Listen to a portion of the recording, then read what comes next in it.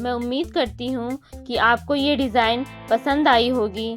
इस बात पे मुझे एक लाइक कर दीजिए और मैं आप सभी अपने यूट्यूब फैमिली से उम्मीद करती हूँ कि आप इस वीडियो को 500 लाइक्स तक ज़रूर पहुँचाएंगे। तो मैं इस 500 लाइक का ज़रूर वेट करूँगी।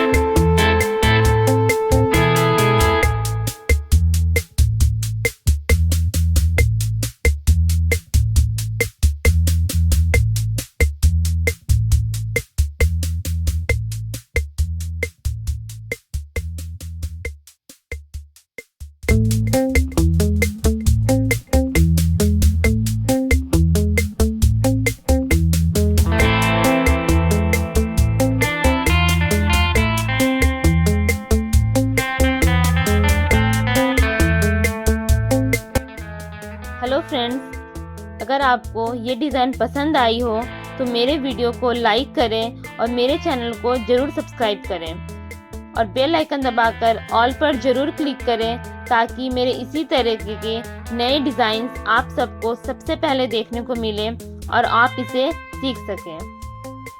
मेरी इस कड़ी मेहनत के लिए मैं उम्मीद करती हूँ कि आप सब अब तक मेरे वीडियो को लाइक कर चुके होंगे, और जिन लोगों ने मेरे चैनल को सब्सक्राइब नहीं किया है तो प्लीज़ आप मेरे चैनल को सब्सक्राइब कर लें, ताकि आप मेरे यूट्यूब फैमिली में शामिल हो सकें और हमारी फैमिली और भी अच्छी बन सके।